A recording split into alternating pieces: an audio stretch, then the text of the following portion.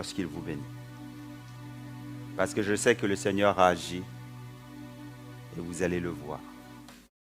Revenez toujours pour rendre le témoignage. Revenez toujours pour poser l'action afin que son nom soit glorifié et béni. Parce que c'est lui qui agit et tu ne peux pas attribuer à quelqu'un d'autre sa grâce. Amen. Alléluia. Nous sommes sur notre série en cours et ce matin nous allons la terminer. Nous sommes sur notre série Identité et cette série entre dans notre thème de l'année qui est l'année de la manifestation de l'image de Christ en nous. Amen. Et la première série que nous avons développée ensemble dans cette année nous parle de l'identité et aujourd'hui même nous allons terminer cette série sur l'identité. Amen. J'aimerais en terminant cette série vous parler maintenant des obstacles et j'ai intitulé mon message de ce matin 5 obstacles majeurs à la marche spirituelle. Parce que notre thématique sur l'identité, c'est celle-ci, manifeste et marche selon ton identité en Christ. On a vu la manifestation de l'identité, on a vu la marche selon l'identité, cette marche spirituelle selon l'identité. Et j'aimerais terminer ce matin en vous parlant des 5 obstacles majeurs à la marche spirituelle. 5 obstacles majeurs à la marche spirituelle. En introduction, je dis que l'appel à marcher avec Dieu est présent tout au long de la parole de Dieu. Nous l'avons vu ensemble et la vie chrétienne, elle est souvent décrite dans la Bible comme une marche. Une marche où tu t'en vas et cette marche, en réalité, dans ce terme, ça évoque un cheminement quotidien, une progression constante dans la foi et dans la communion avec Dieu. Et c'est Paul qui dit ça, marcher d'une manière digne de la vocation qui vous a été adressée. Éphésiens 4, 1. Alléluia. Éphésiens 4, 1. Donc, marcher avec Dieu signifie vivre chaque jour selon notre nouvelle identité. Chaque jour, tu dois vivre selon cette nouvelle identité et c'est ce que nous avons vu ensemble. Guidé par le Saint-Esprit, enraciné dans la vérité, animé de l'amour parce que nous sommes les porteurs de cet amour. Mais pourtant, cette marche spirituelle rencontre souvent des obstacles et beaucoup de croyants désirent avancer avec Dieu, mais ils se retrouvent souvent freinés par certaines réalités spirituelles ou intérieures ou extérieures qui vont venir faire obstacle à leur marche avec Dieu.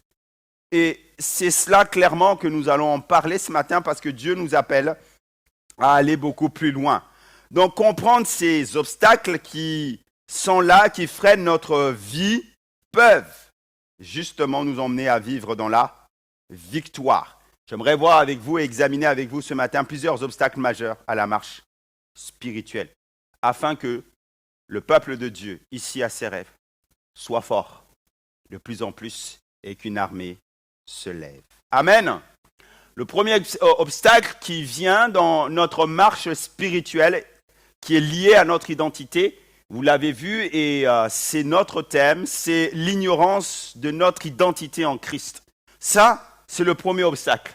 Lorsque toi, tu ignores qui tu es, ta marche ne sera pas comme Dieu veut. C'est pour ça que nous avons choisi de commencer cette année dans notre thématique pour parler de l'identité. Donc le premier obstacle à la marche spirituelle, c'est l'ignorance de qui nous sommes. Qui es-tu en Christ? Quand tu connais ça, ton positionnement change. Tout dans ta vie va changer. Donc beaucoup de croyants ont reçu le salut. Ils continuent pourtant à vivre avec une mentalité façonnée par l'ancien toi. Parce qu'il n'y a pas eu quoi, on verra tout à l'heure, un renouvellement au niveau de nos pensées. Et nous sommes actuellement sur cette identité et je vous encourage à aller écouter tous les messages, les 4 messages qu'on a vus ensemble sur l'identité.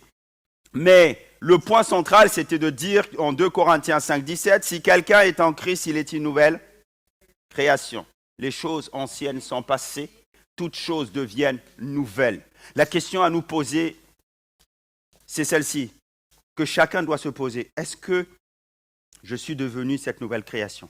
Est-ce que les choses sont devenues nouvelles dans ma vie? Et de comparer ton ancien toi avec ce que tu es devenu aujourd'hui. Est-ce qu'il y a des choses qui ont pris place? Des choses nouvelles qui ont pris place? Si tel n'est pas le cas, il faut un renouvellement d'intelligence. Donc le problème n'est pas que cette réalité, elle est fausse, que nous devenons de nouvelles créations, c'est pas ça. Mais quelquefois, c'est parce qu'elle est mal comprise ou mal appropriée. Lorsque nous ignorons notre identité ou lorsqu'il y a une méconnaissance de notre identité, et c'est là où notre marche n'est pas droite comme il faudrait. Et nous avons besoin de nous approprier notre identité. Nous avons besoin de comprendre qui nous sommes réellement en Jésus. Pour vous l'expliquer, je vous donne un exemple. Il est question dans la parole de Dieu de la sortie d'Égypte du peuple d'Israël. Vous vous souvenez? Et lorsque Dieu va les libérer parce qu'ils étaient pendant 400 ans en esclavage, le peuple va devenir libre tout d'un coup, après 400 ans. 400 ans où ils étaient sous la tyrannie de Pharaon. 400 ans, on a du mal à imaginer ça, 400 ans. Mais en réalité, Israël, c'est l'Église, mais Israël doit être compris dans ces 400 ans comme un individu. C'est comme si un individu avait vécu 400 ans en esclave, en tant qu'esclave en Égypte, en esclavage en Égypte. Tu ne pouvais pas louer Dieu comme tu le voulais. L'Égypte autour, c'est des pratiques occultes.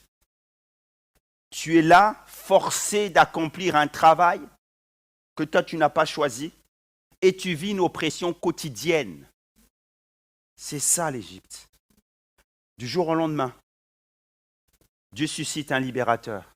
Après 400 ans, ils sont libérés, ils se retrouvent dans le désert. Mais l'Égypte est en eux. Ils ont été libérés, mais les anciens schémas sont en eux. Ils ont été libérés, ils ont reçu maintenant une nouvelle création. Oh, Dieu a fait toutes choses nouvelles parce que le passage de la mer Rouge signifie cela. Ça veut dire qu'ils ont laissé leur ancienne vie pour passer, et c'est ce que nous sommes devenus en Christ, pour passer dans une autre dimension, dans une autre identité. Mais pourtant, dans le désert, alors qu'ils ont été libérés, à la moindre situation d'opposition, ils regrettent l'Égypte. Moïse, pourquoi tu nous as emmenés là? Pour que nous puissions mourir. Pourquoi tu nous as emmenés ça? Là-bas, on avait des concombres. Au moins, on avait à manger. Mais ils oublient qu'ils étaient enchaînés. Ils oublient qu'ils n'étaient pas libres. Donc, leur situation a changé, mais leur mentalité n'a pas encore été renouvelée. Et cette image, c'est ce qui peut arriver dans la vie chrétienne. Quand Dieu nous libère, quand Dieu fait son œuvre au travers de nos vies, nous devons apprendre après à vivre comme des personnes libres et non pas comme des personnes esclaves ou enchaînées. Et donc le premier obstacle majeur à la marche spirituelle, c'est l'ignorance de notre... Et Israël, à la sortie d'Égypte, ils n'avaient pas saisi ça. Ils ne s'étaient pas approprié la victoire et l'œuvre qui les avait sauvés. Ils avaient toujours le vieil habit des Égyptiens. Au lieu de revêtir l'habit de Christ, l'habit nouveau, ils avaient l'habit de l'Égypte en eux. Ils étaient des femmes et des hommes toujours esclaves dans leur mentalité. Est-ce que vous comprenez cela? Laissez-moi maintenant être un peu plus précis, je vous donne un exemple. Parce que souvent, lorsque nous sommes dans les soins pastoraux ou lorsque nous intervenons ici, là, dans plusieurs églises, on prend soin des gens, on s'aperçoit que des fois, Dieu a proclamé la liberté, mais les gens ne sont pas libres encore là, parce qu'il y a une méconnaissance de leur identité en Christ. C'est la femme chrétienne qui, à un moment donné, est libérée par Christ. Elle est libérée par Christ par le sang de Jésus et elle entre dans un mariage. Or que dans ce mariage-là, ça ne se passe pas très très bien. Elle est coincée dans un mariage où elle vit des coups, où elle vit la violence, où elle vit des difficultés. C'est un mariage déséquilibré. C'est un mariage qui n'est pas là fondé sur les bases du mariage, parce que les bases du mariage, c'est le don. Et donc là, elle souffre. Elle est coincée et n'a plus de liberté. Pourtant, elle a été libérée par Christ. Par la croix, par l'œuvre de Jésus-Christ. Mais pourtant, son intelligence n'a pas été renouvelée. Pourquoi? Parce qu'elle ne sait pas qui elle est en Christ.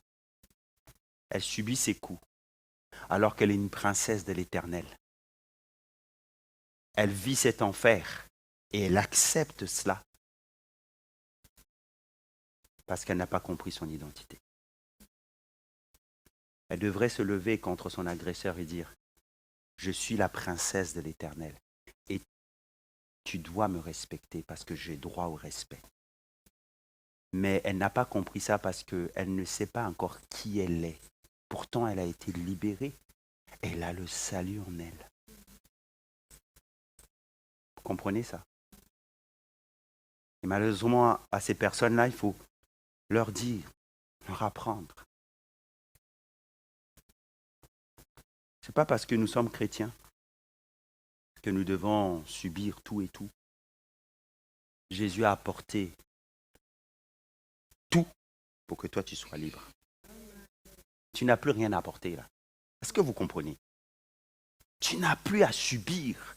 Il a apporté ta souffrance, il a apporté ta maladie, il a apporté tout ce qu'on avait mis sur toi. Lui, il a tout pris à la croix. L'œuvre de Jésus, elle n'est plus à refaire, elle est parfaite. Alors pourquoi? C'est parce qu'il y a une méconnaissance, une malappropriation de notre identité. Et nous devons nous lever contre cela. Vous comprenez ce que je dis? Voici ce que dit Derek Prince. Le plus grand besoin du chrétien est de comprendre qui il est en Christ. C'est ce que nous avons besoin. Le monde attend avec un ardent désir la révélation des fils. Les fils, ils savent qui ils sont. Les fils, ils savent qu'ils vont hériter. Les fils, ils savent qu'ils sont héritiers dès maintenant. Les fils savent qu'ils peuvent déjà régner dès maintenant parce que tu as autorité sur les circonstances. Les fils savent qu'ils n'ont pas à subir certaines choses. Les fils savent qu'ils ont autorité pour dire à l'ennemi, maintenant tu ne passeras plus dans ma vie et dans ma famille. Il faut que tu te lèves contre certaines situations. Et ça, ce sont les fils qui connaissent leur identité qui peuvent le faire. Amen. Deuxième obstacle majeur à la marche spirituelle, c'est celui de la domination de la chair. Vous savez, le deuxième obstacle majeur à la marche spirituelle, c'est la chair. C'est-à-dire notre ancienne nature, inclinée vers le péché. Et c'est ce que Israël va emmener au Canaan, dans le désert. C'est ce qui va les poursuivre. Ils ont été libérés, mais l'Égypte est toujours en eux. Des fois, nous sommes libérés, mais nos anciens schémas sont toujours en nous. Et c'est ça tout le défi de la vie chrétienne et de cette marche avec Jésus. Et on doit lutter contre cela. Galates 5, 16 nous dit « Marchez selon l'esprit et vous n'accomplirez pas les désirs de la chair. » Quand tu marches selon l'esprit. Galates 5, 16. Un autre texte dans Romains 8, 5. « Ceux qui vivent selon la chair s'affectionnent aux choses de la chair. » Et vous avez Galates 5, 19. Or, les œuvres de la chair sont manifestes. Ce sont l'impudicité, l'impureté, la dissolution, l'idolâtrie, la magie comme œuvre de la chair. Les inimitiés, les querelles, les jalousies, les animosités, les disputes, les divisions, les sectes. Les sectes, ce n'est pas les sectes où il y a un gourou. Reviens en arrière, s'il te plaît. Les sectes, c'est pas ça. Les sectes, en fait, c'est le mot division en réalité. D'accord?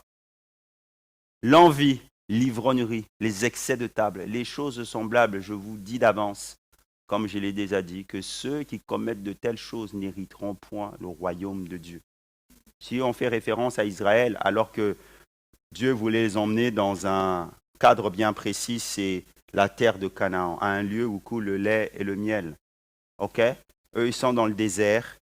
Ils ne pensent qu'à leur ancienne vie. Ils ne pensent en réalité qu'aux choses du ventre. Ah, les concombres qu'on mangeait là-bas. Au lieu de penser aux choses de l'esprit.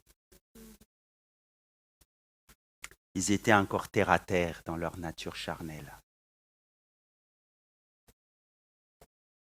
Vous voyez? La chair, elle cherche constamment à reprendre le contrôle de la vie du croyant.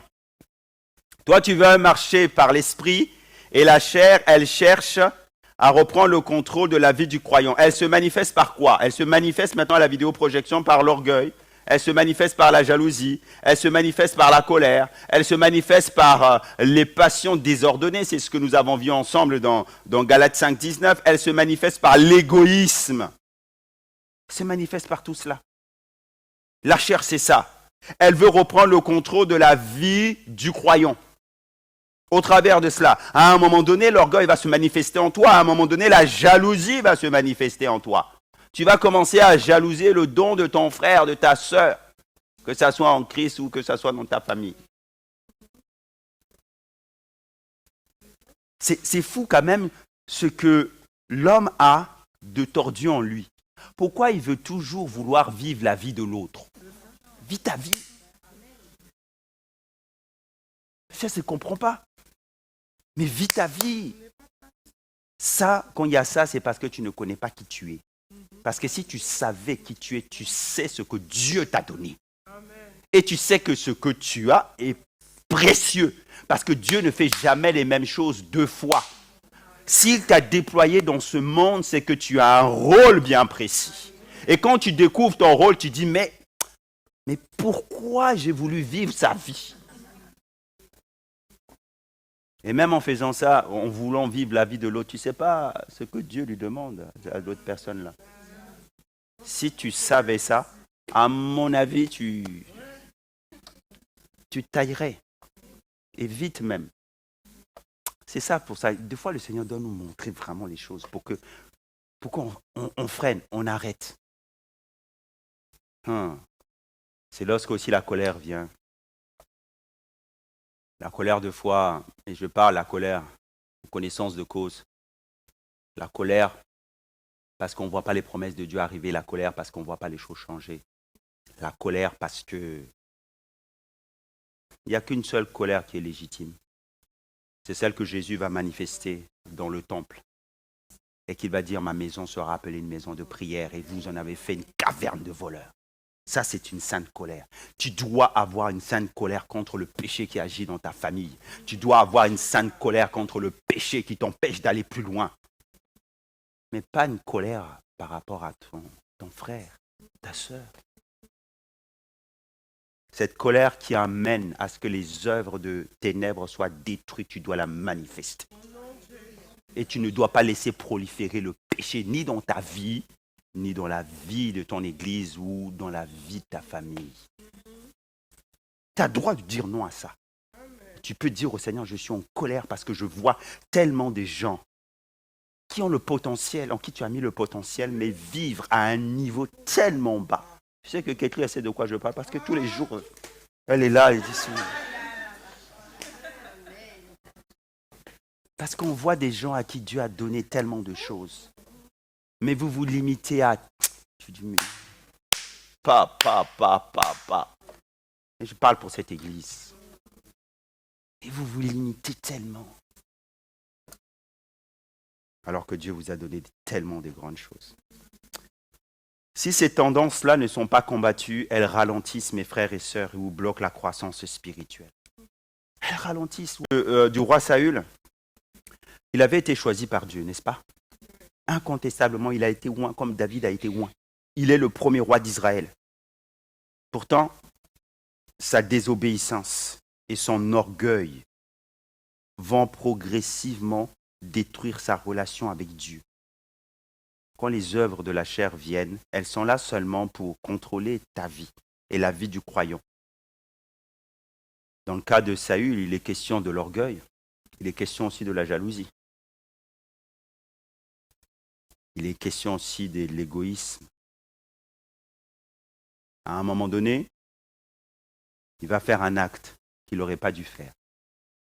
Le prophète lui avait demandé, attends, 5 jours, et je viendrai, je serai là.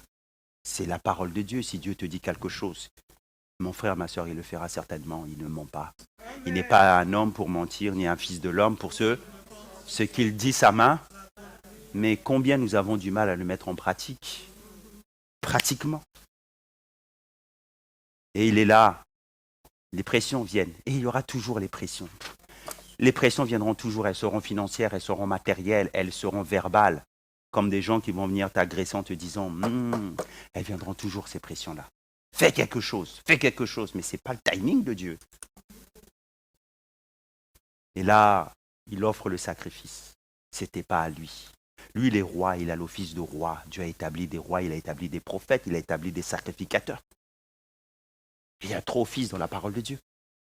Mais lui, il sort de son mandat de roi pour offrir le sacrifice. Et là, Dieu dit, je l'ai rejeté. Parce que quand tu veux prendre la place que toi, tu n'as pas, que Dieu ne t'a pas donné. Souvent, ce matin, en parlant avec Etli, on avait une discussion dans la voiture. Comme chaque matin, d'ailleurs. Dimanche matin, quand on vient à l'église. Et là, des fois, nous, on parle sur l'église.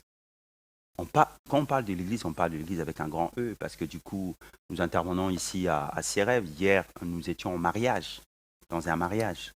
Ensuite, on donne des cours de mariage et il nous arrive de marier ces mariés. Et on réfléchit sur l'église. Qu'est-ce que je disais? Discussion dans la voiture. Parce qu'il y a tellement de choses là qui sont en train d'être dans mon esprit. Et du coup, quand on discutait, faut que ça me revienne.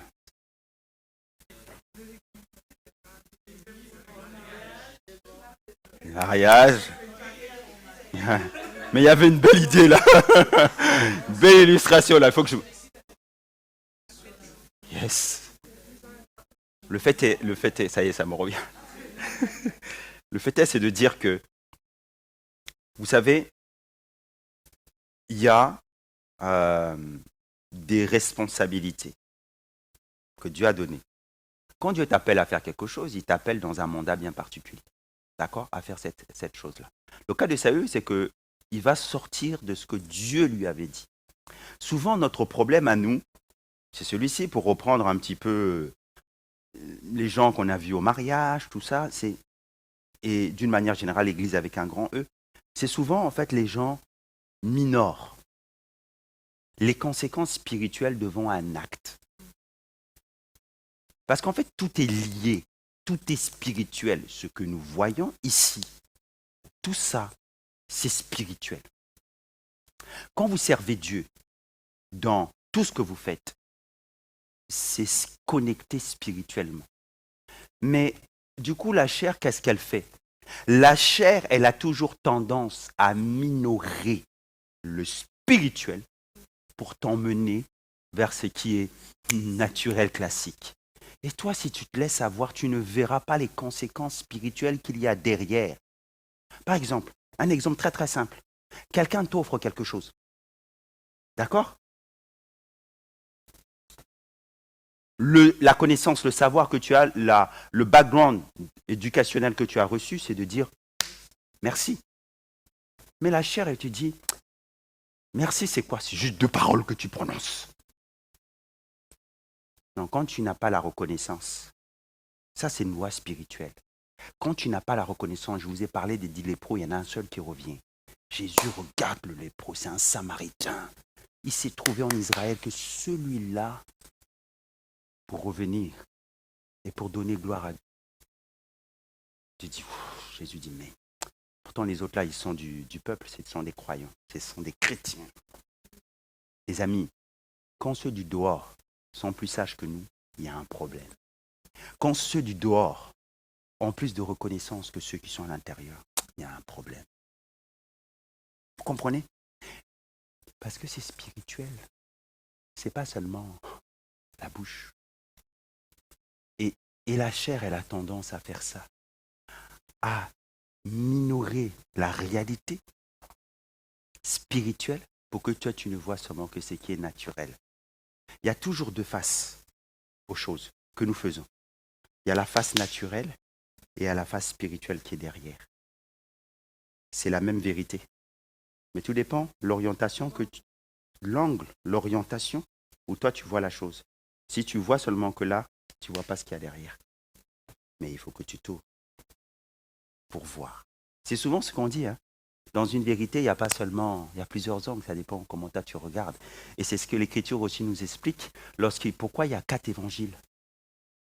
Parce que suivant l'orientation de ce que ces évangélistes ont vu de l'action de Jésus, et suivant leur background, ils ont raconté les choses dans l'angle qu'ils ont vu. Et l'ensemble des 4 nous donne la vérité, la vraie vérité. Regardez bien dans l'Écriture. Luc ajoute plus de détails que l'autre, parce que Luc, en fait, lui, il voit plus loin que les autres. Il était médecin. Il a le souci du détail. Et il nous relate ça. Mais c'est la même guérison qui a eu lieu. Et c'est ça qui nous permet d'avoir la globalité. Mes frères et sœurs, c'est ce que nous devons faire. Ne vous arrêtez pas seulement à ce que vos yeux voient, parce que la chair veut toujours t'emmener à vivre en dessous des circonstances. Alléluia. Donc l'histoire de Saül nous montre que la chair peut ruiner une vocation spirituelle si elle n'est pas soumise à Dieu. Regardez avec moi ce que disait le révérend David Wilkerson. Il disait ceci, c'est que le plus grand ennemi du croyant n'est pas toujours le diable, mais la chair qui refuse de se soumettre à Dieu. Eh oui. C'est pas toujours le diable. Ne dites pas à chaque fois que c'est le diable. Non. C'est souvent nous-mêmes. Notre chair. Notre passé qui n'a pas été rompu. Notre vie d'avant qui n'a pas été renouvelée. Les anciens schémas que nous n'avons pas mis nos positions. Un terme à cela. C'est ça souvent qui nous pose problème. L'ennemi ne fait qu'amorcer ça. Il ne fait qu'agiter ça. Parce qu'il sait que là, il y a encore des choses qui sont là. C'est tout. Eh oui. Donc, considérons ça. Je dis aussi souvent que quand Dieu veut élever un homme, quand Dieu veut nous emmener dans notre destinée, il nous éprouve d'abord au travers de plusieurs tests, afin de faire connaître les motivations de nos cœurs. Vous savez ça? Deutéronome 8. Il va nous tester sur l'orgueil, le pouvoir, l'argent, certains la moralité, certains le sexe. Et ce que nous vivons à ce moment-là, en réalité, c'est pour Dieu le moyen de nous élever pour que la chair se taise et que l'Esprit de Dieu prenne le contrôle. Mais Dieu ne peut pas prendre le contrôle si la chair ne s'est pas tue. Est-ce que vous comprenez? Parce que Dieu n'est pas un Dieu de désordre. Il ne peut pas te remplir si ce qui détient ta vie n'a pas été nettoyé. Il ne peut pas amorcer cette action et t'emmener à marcher selon l'esprit si tu n'as pas d'abord dépouillé. Vous comprenez? Et c'est ce dépouillement-là qui fait mal parce qu'il faut que l'ancienne nature, elle cesse de diriger, de conduire ta vie. Donc Dieu permet certaines circonstances qui vont venir te dire « Oh, mon ami, il faut que tu travailles à ça. Il faut que tu lâches ça. Il faut que tu lâches ça. » Maintenant, je veux encourager quelqu'un ce matin. En lui disant quoi? En lui disant que lorsque tu constates dans ta vie que à chaque fois, toi tu vas dire c'est l'ennemi. Où elle bloque la croissance spirituelle. Vous vous souvenez de quel ennemi t'attaque à un endroit? Il ne faut pas que tu dises que l'ennemi, il ne veut pas que j'avance. Non. Il faut que tu comprennes que là où l'ennemi t'attaque, c'est là où Dieu veut te bénir. Pourquoi l'ennemi t'attaque là? Parce qu'il sait que c'est là où est ta bénédiction. Pourquoi tu as des difficultés dans ce domaine-là? Parce qu'il sait que c'est auprès de ce domaine-là où Dieu va t'utiliser puissamment pour bénir des gens. Et donc quand tu comprends ça, tu dis, ah, j'ai à changer et j'ai à saisir la grâce de Dieu. Que quelqu'un dise amen à cela. Troisièmement, troisième obstacle qui contre notre marche spirituelle, c'est celui-ci, c'est le manque du renouvellement de l'intelligence. Ouais. La marche spirituelle exige un changement profond dans la manière de penser. Et c'est ce que Paul écrit dans Romains 12, 2, lorsqu'il dit « Soyez transformés par le renouvellement de la... » Ok.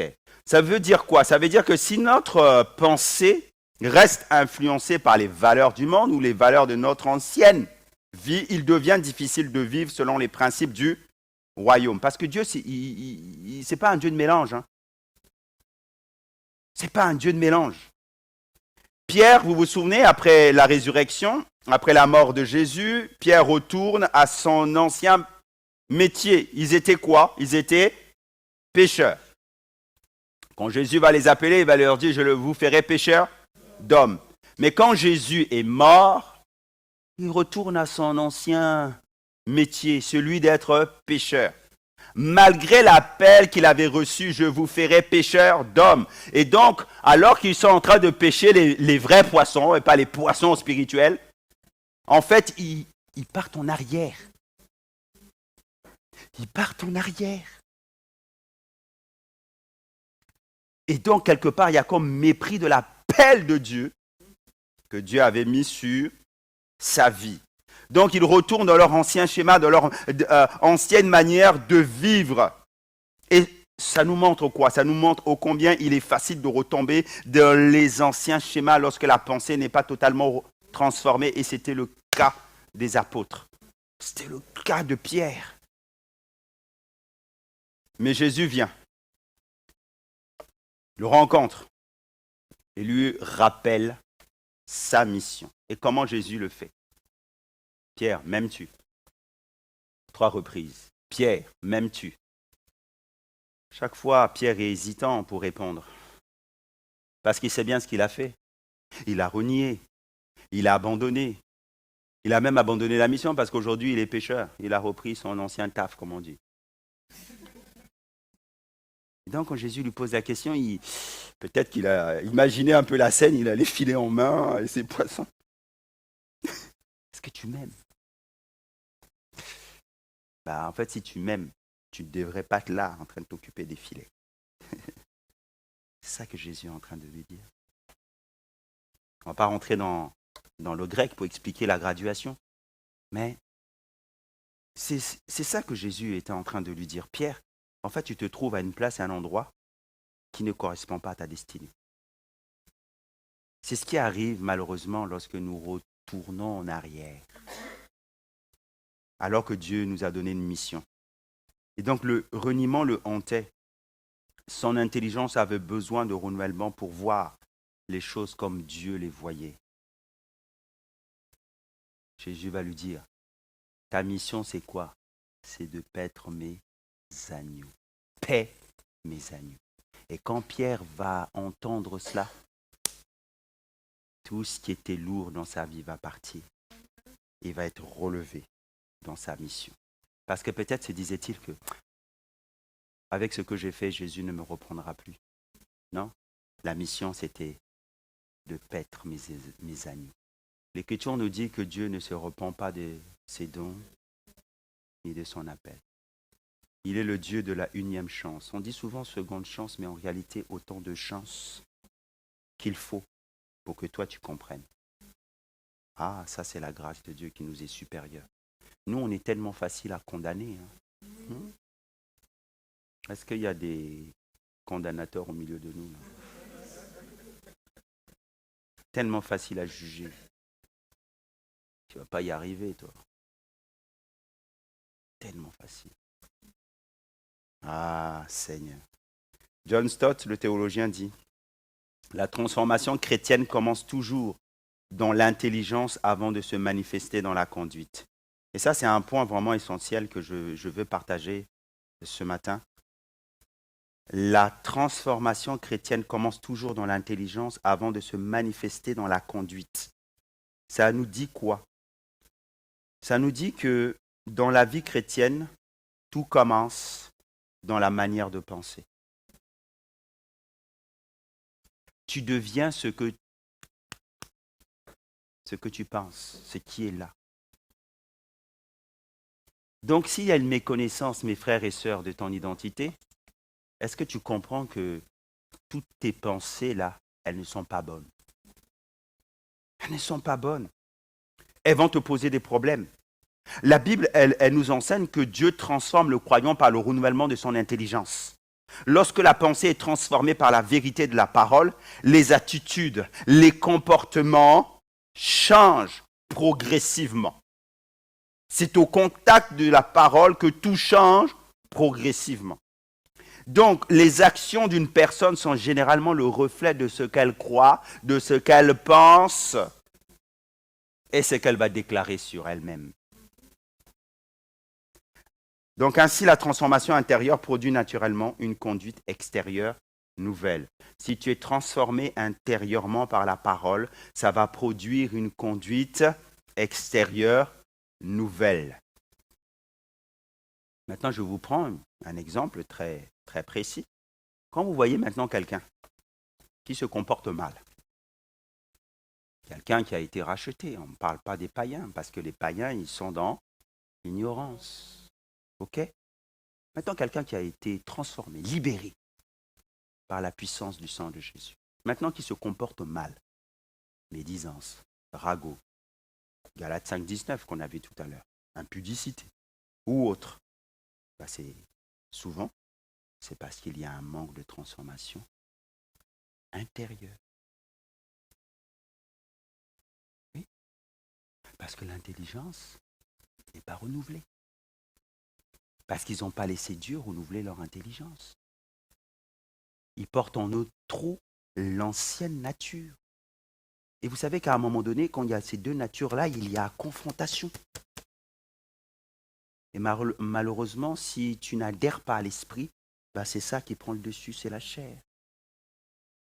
Et là, ça sort. Ça sort. Et tu ne te rends pas compte que tu fais du mal.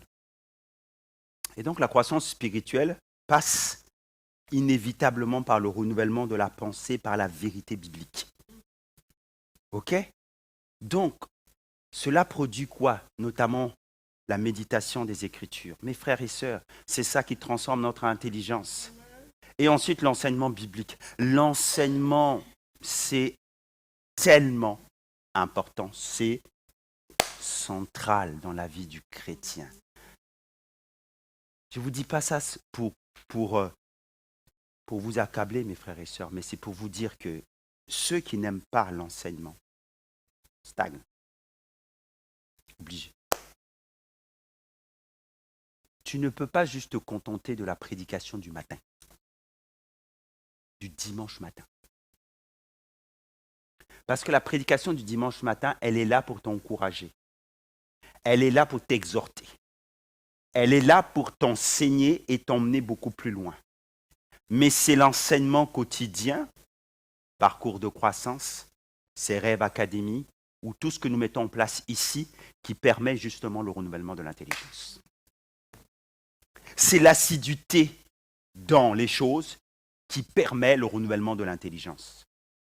Ce n'est pas ce que tu as ponctuellement le dimanche matin qui va t'emmener en fait à te booster. Si tu viens, tu es fatigué, tu es chargé, tu es ceci, Dieu va agir. Mais le consistant et la durabilité dans ta vie va se faire au travers de l'enseignement et de la lecture assidue de la parole de Dieu. Et c'est ça qui va amener le renouvellement de l'intelligence. Et donc, deux fois, lorsque nous pleurons sur l'Église, avec un grand E, c'est Parce qu'il lui manque la connaissance. Mon peuple périt parce qu'il lui manque. Oh. Quand il n'y a pas connaissance, il n'y a pas renouvellement de l'intelligence. Et quand il n'y a pas renouvellement de l'intelligence, toi, tu es livré à toi-même en face de certains dangers. Et ensuite, vous avez la prière et vous avez l'action du Saint-Esprit. Sur l'action du Saint-Esprit, j'ouvre juste la parenthèse en vous disant que le Saint-Esprit, il vous rappelle ce que vous avez appris, jamais ce que vous n'avez pas. Parce que trop de chrétiens, ils pensent que, Seigneur, on sera conduit devant les hôpitaux, les autorités, les tribunaux et tout ça. Et le Saint-Esprit parlera en nous. Oui, il va parler en toi, mais il va te rappeler ce que toi, tu connais. Et parce que tu ne connais pas. Parce que quand le Saint-Esprit va vouloir amorcer une action, il va dire, comment je vais le faire pour l'emmener? Va chercher dans ton esprit. Mais c'est vite. Toutes les pièces sont vides. Après, tu vas dire, Seigneur, mais tu m'as lâché dans cette situation. Tu m'as lâché. Saint-Esprit va dire, non, mais je ne peux rien faire avec toi. J'avais même pas un mot à te donner pour que tu puisses te fonder. Parce que les démons n'obéissent qu'à la parole de Dieu. Les situations ne changent qu'au travers de la parole. Pas autrement, mes frères et sœurs. Ce n'est pas ta parole à toi qui est importante, c'est la parole de Dieu qui fait mouvoir toutes les choses et qui fait enfanter les biches et qui amène les réalités spirituelles à la réalité. Oh, Seigneur Jésus. Donne-nous d'aimer ta parole, donne-nous d'aimer l'instruction parce que c'est celle-là qui nourrit notre vie. Amen. Donc le changement extérieur durable provient d'un changement intérieur. S'il n'y a pas de changement intérieur, c'est très compliqué. Quatrièmement, quatrième obstacle à la marche chrétienne, c'est les distractions et les préoccupations du monde. Distraction et occupation du monde.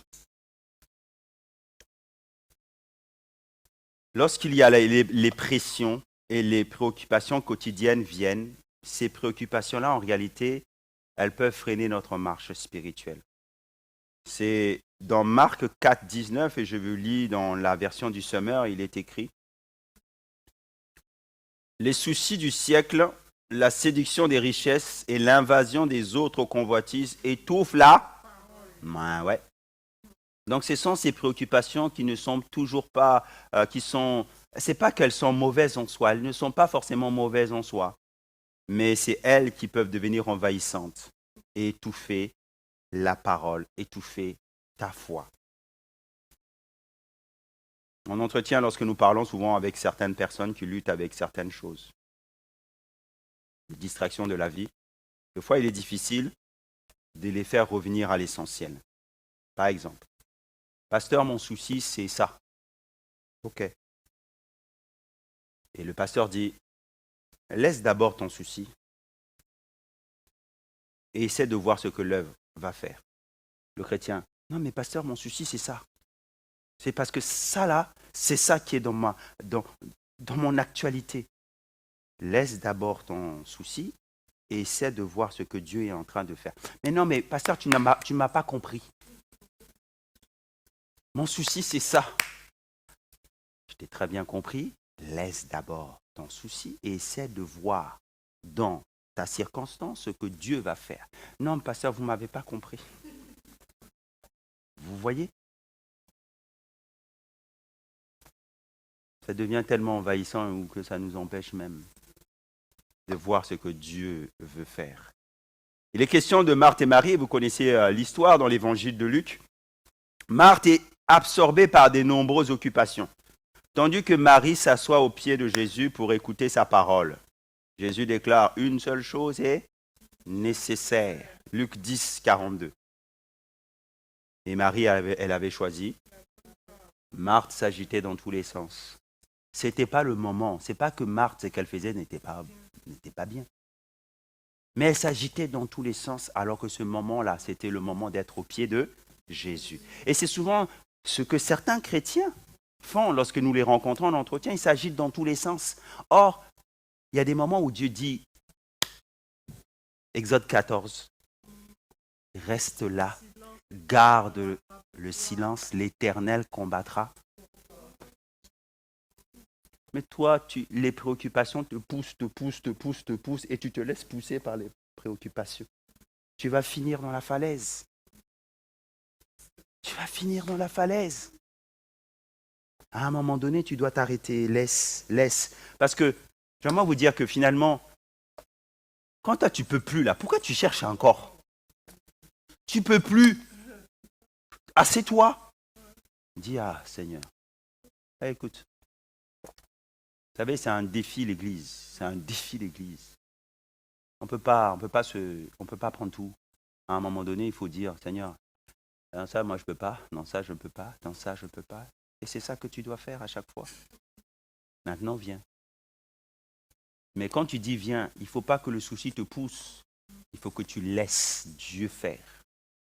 Et c'est souvent ça qui est difficile pour nous parce qu'on a peur. Dieu t'enverra jamais au fond. Il ne t'enverra jamais au fond. Je tiens à te rassurer. Il ne t'enverra jamais au fond. Il permettra toujours qu'au dernier moment, écoute-moi bien, le prophète Samuel arrive. Amen. Attends seulement 5 jours.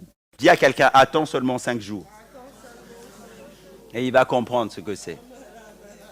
Parce qu'aller lire le texte, c'est des fois la manière dont Dieu parle. Ça serait trop long.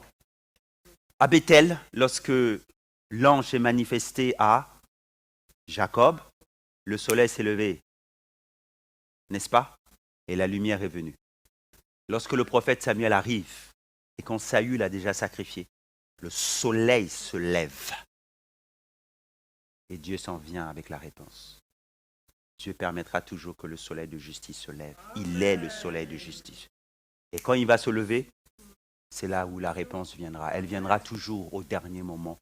Dieu n'est jamais en retard. Il n'est jamais en avance. Il vient toujours au bon moment. Et son timing, c'est le remas. Ce n'est pas le chronos que toi tu es en train d'attendre. Il vient faire des incursions dans le chronos afin de te montrer qu'il est celui qui a la manette, qu'il est celui qui dirige les circonstances et qu'au son de sa voix, tout est capable d'être anéanti. Alléluia.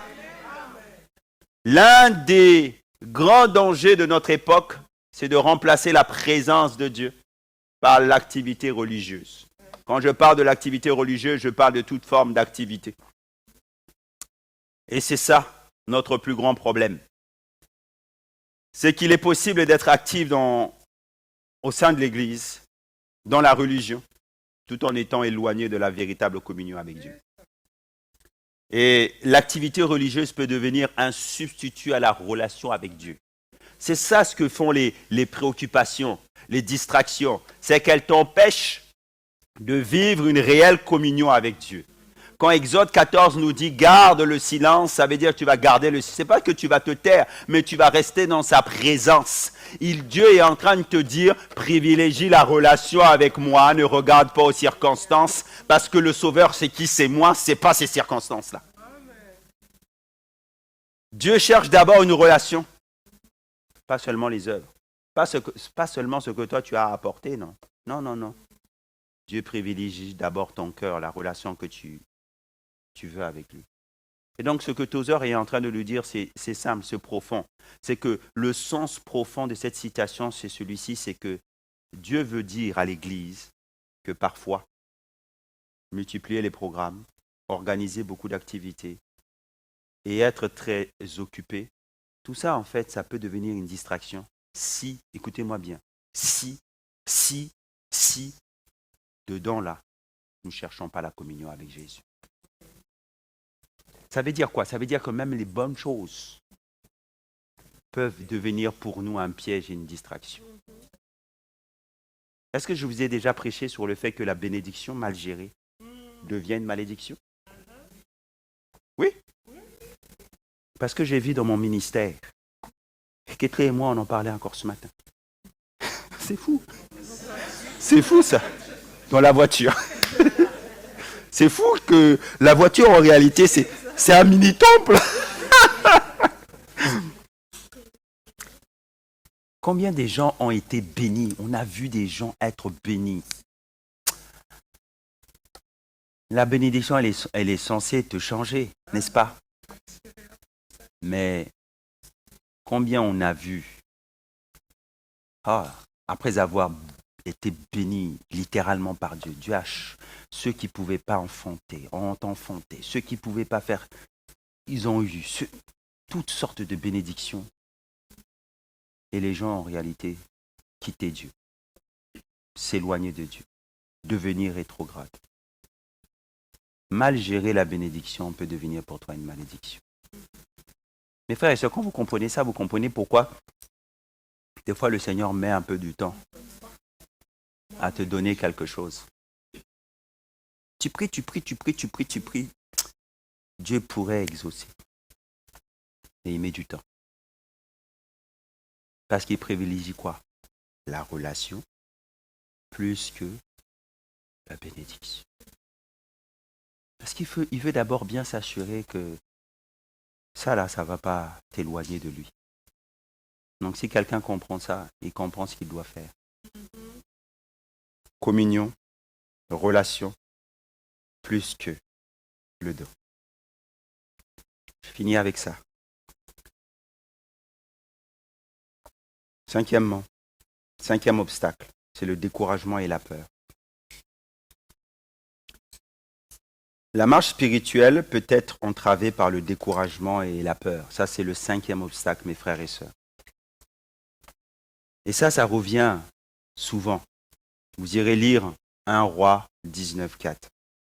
C'est-à-dire que les épreuves ou les échecs peuvent parfois affaiblir la foi. Quand la peur saisit quelqu'un, cette personne-là n'a plus de ressort pour avancer. Est-ce que vous avez déjà vu ça? Pour aller de l'avant. Et voilà ce que souvent l'ennemi cherche à faire lorsqu'il agite l'instrument de la peur dans notre vie. C'est de nous empêcher de courir en avant. Parce que quand on a peur, qu'est-ce qu'on fait? On commence à marcher doucement. Parce qu'on a peur que quelque chose nous tombe sur la tête. Et quand il fait ça, il a gagné. Parce que tu perds du temps. En fonction des circonstances dans notre vie, quand il arrive à faire ça, en fait, il y a des choses qui sont déviées de plusieurs années. Parce qu'il instille en nous là, et distille en nous la crainte et la peur. Élie, après sa victoire au Carmel, contre les prophètes de Baal, après avoir remporté une grande victoire contre les Baals, Élie fuit dans le désert à cause de quoi? À cause de la menace que la reine Jézabel lui avait proférée. Et voilà ce qui est écrit dans 1 Roi 19,4.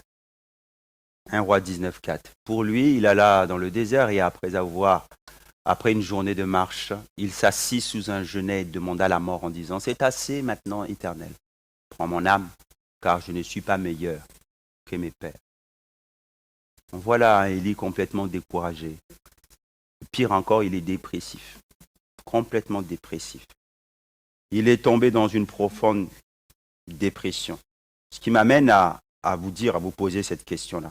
Est-ce qu'un serviteur de Dieu peut connaître des moments de faiblesse, peut vivre une profonde dépression et un découragement tel? Oui. Parce qu'Élie était un homme de la même nature que nous.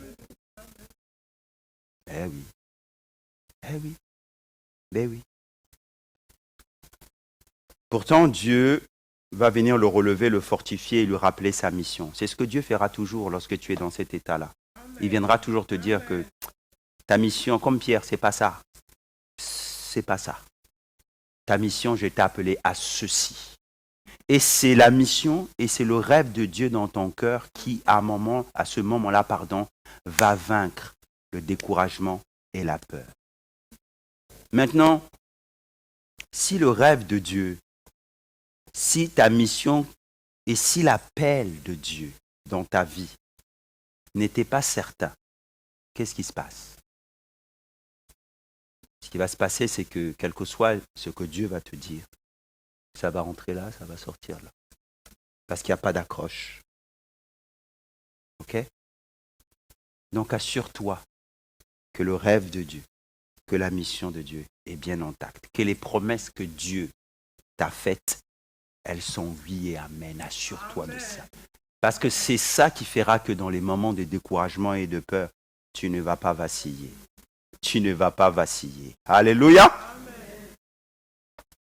Je vous donne quelques exemples maintenant. Et on va finir avec ça.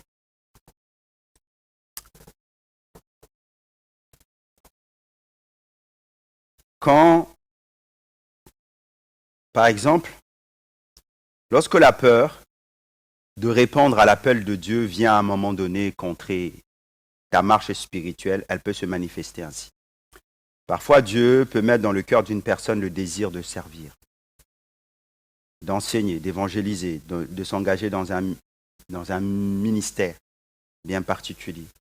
Mais la peur, là, elle est là. Elle paraît. Et la peur va dire que tu n'es pas capable. La peur va dire que, écoute, tu vas échouer. La peur va dire que, regarde le regard des autres. Tu as vu ce qu'ils pensent de toi, là? Qu'est-ce que toi, tu vas faire? Et donc, du coup, cette peur-là, elle peut empêcher quelqu'un de faire le premier pas et de répondre à l'appel de Dieu. Et qu'est-ce qu'il va faire? Qu'est-ce que cette peur-là, va provoquer? C'est que la personne va rester dans sa zone de confort, de sécurité. Et ne va jamais, si elle reste là, se développer pleinement en Dieu et dans ce que Dieu a placé pour elle. Ça, c'est ce que la peur fait. Un autre exemple de ce que la peur peut faire, c'est que la peur, elle peut empêcher quelqu'un de témoigner de sa foi, par exemple. Tu vas te dire non, parce que je vais être jugé auprès de mes collègues. Je vais être rejeté.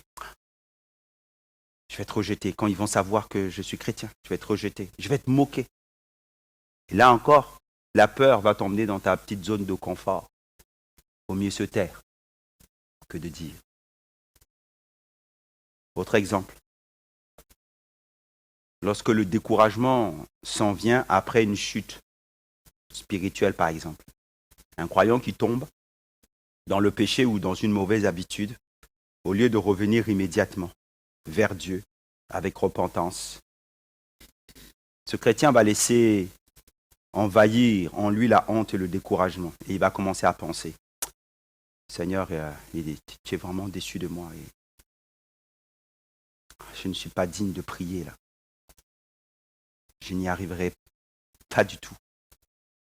Je me sens honteuse, Seigneur, tu ne peux pas m'accepter en ta présence. Et alors que ces choses-là vont commencer à se manifester dans sa vie, on va commencer à constater que ce chrétien-là va venir de moins en moins à l'église. Pourquoi? Parce que l'église, il y a la vérité et la vérité l'expose. Et c'est comme ça qu'on devient un peu clochant. Et on devient maintenant cette brebis qui s'éloigne du troupeau. Ça, c'est ce que fait le découragement et la peur. Et ça amène cette crainte-là. La peur d'être démasqué. Et si l'ennemi te tient là, il empêche ta destinée de se manifester.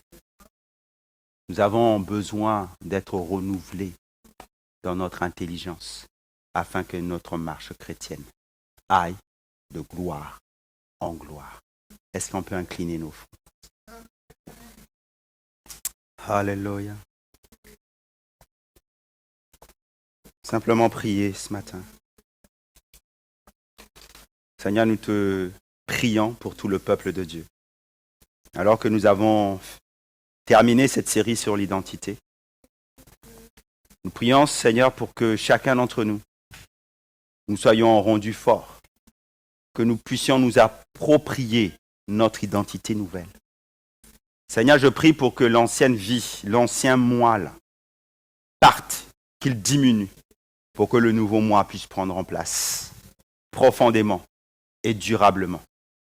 Ce matin, je prie pour tout le peuple de Dieu, quelle que soit sa condition, sa situation, là où il est, que la grâce de Dieu se manifeste dans leur vie comme jamais. Je prie, Seigneur, pour que toi, tu puisses venir convaincre les cœurs. Saint-Esprit, toi seul es capable de faire ça, en nous rendant forts là où nous sommes faibles et en nous emmenant, Seigneur, à expérimenter au quotidien, Seigneur, ta grâce. Je prie, Seigneur, pour que ce qui a été partagé devienne vivant en nous. Et Saint-Esprit, c'est toi qui le fais. Tu prends ce qui est à Christ et tu l'amènes en nous pour que ça devienne Réma. Et la vérité. Pas une réalité quelconque, mais la vérité en nous. Dans le nom puissant du Seigneur Jésus. Ce que nous ne sommes pas capables de le faire. Saint-Esprit, nous te permettons de le faire en nous, afin de nous rendre forts. Merci pour la délivrance que tu accordes au peuple de Dieu, dans le nom de Christ Jésus. J'ai prié. Amen, amen, amen. Est-ce qu'on peut acclamer le Seigneur? Alléluia. Reprenez les 5 opus, réécoutez-les, parce que c'est ça. L'enseignement. Parce que sur ces 5, j'ai plus enseigné que prêché et que ce soit pour vous l'appropriation de votre identité nouvelle dans le nom de Jésus. Amen.